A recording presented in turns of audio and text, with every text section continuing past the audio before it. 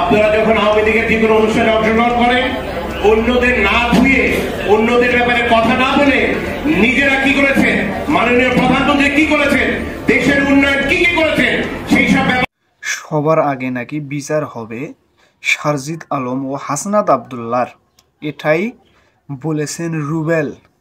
নায়ক রুবেল জানুয়ারিতে মাঠে নামবে, এটাই নাকি বলেছেন নায়ক রুবেল। এটা কতটুকু সত্যি আজকে আমরা জানবো ভিডিওতে। চলুন এখন আমরা বেশি দেরি করব না, বেশি দেরি না করে দেখে আসি রুবেল কি বলেন। পালিয়ে যাওয়া সাবেক প্রধানমন্ত্রী শেখ হাসিনাকে দেশে ফেরাতে গোপালগঞ্জের কোটালীপাড়ায় মিছিল সমাবেশ করেছেন স্থানীয়রা। সকালে পৌরসভার 11টি ইউনিয়ন থেকে নেতাকর্মী, সাধারণ মানুষ লাঠিসোঁটা হাতে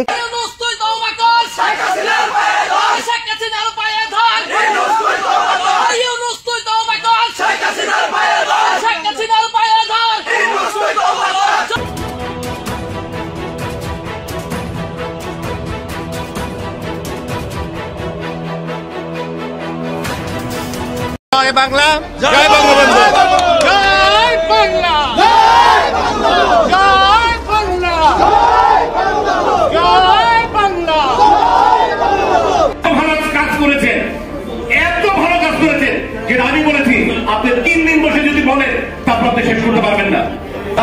আপনারা যখন আওয়ামী লীগের যে কোনো অনুষ্ঠানে অংশগ্রহণ করেন, অন্যদের না ধুয়ে, অন্যদের ব্যাপারে কথা না বলে নিজেরা কি করেছেন, মাননীয় প্রধানমন্ত্রী কি করেছেন, দেশের উন্নয়ন কি কি করেছেন, সেই সব ব্যাপারগুলো তুলে ধরেন। এদিকে বাংলাদেশের হৃৎপিণ্ড স্থান হল সচিবালয়, যেখানে পরিকল্পিতভাবেই এই আগুন লাগিয়ে দিয়েছে বলে গণমাধ্যম থেকে জানা গিয়েছে। কিন্তু কারা এই কাজের সাথে জড়িত আছে তাদের বিচার নিশ্চিত না করেই বৈষম্য বিরোধী ছাত্র আন্দোলনের সমন্বয়করা দেশে সংস্কার করতে চায় বলে সোশ্যাল মিডিয়ায় উঠে এসেছে। আওয়ামী লীগ কর্মীরা বলছেন এই সচিবালয়ে আগুন দিয়েছে উপদেষ্টারা নিজেরাই সমন্বয়কদের সাহায্য নিয়ে। অন্যদিকে আবার বৈষম্য বিরোধী ছাত্র আন্দোলনের সমন্বয়ক সার্জিস আলম বলছেন সচিবালয়ে আগুন পরিকল্পিতভাবেই আওয়ামী লীগ কর্মীরা দিয়েছে। একটা বিল্ডিং এ এক রুমে আগুন জ্বলছে, আরেক রুমে আগুন জ্বলছে, মধ্যবর্তী পার্থক্য 100 মিটার।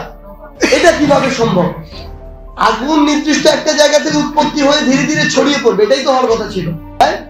কিছু তথাকথিত আমলা নামক দাস, শেখ হাসিনার কিছু দালাল স্লোগান দিয়েছে। তাহলে দেশের সাধারণ মানুষ এখন কি ভেবে নিবে? এখানে প্রক্তন দোষী কারা, তারাই কি অবশেষে বেঁচে যাবে বলে মন্তব্য করেন সাধারণ আমজনতা। শুধু তাই নয়, আওয়ামী লীগ হাইব্রিড না যে থেমে যাবে।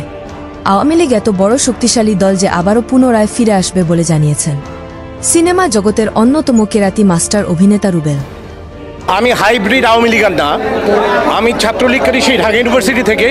আমাদের প্রধানমন্ত্রী শেখ হাসিনা উনি যে উন্নয়নের অগ্রযাত্রা ধরে রেখেছেন, সেই অগ্রযাত্রায় নিজেকে সামিল করবার জন্যই রুবেল একটি প্রেস মিটিংয়ে বলেন যারা এই সচিবালয়ে আগুন দিয়েছে তাদের কাউকে আওয়ামী লীগ ছেড়ে দিবে না, এদের বিচার হবে এই দেশের মাটিতে।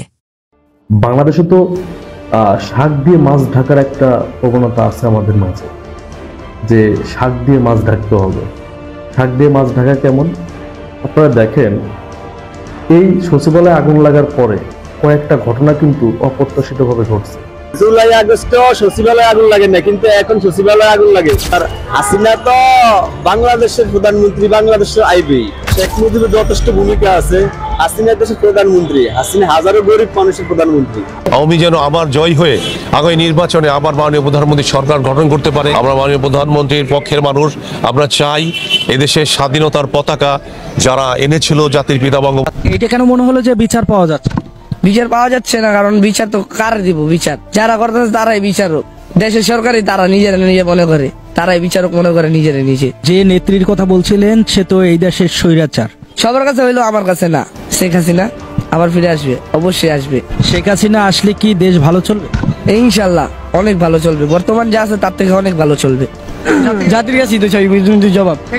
আপনি জিনিসটা বুঝেন যে মাত্র উপদেষ্টা যে হইলো হইতে না, সে উপদেষ্টার আগে কি ছিল আর এখন কি হয়ে গেছে, তার মানে কি বুঝায়?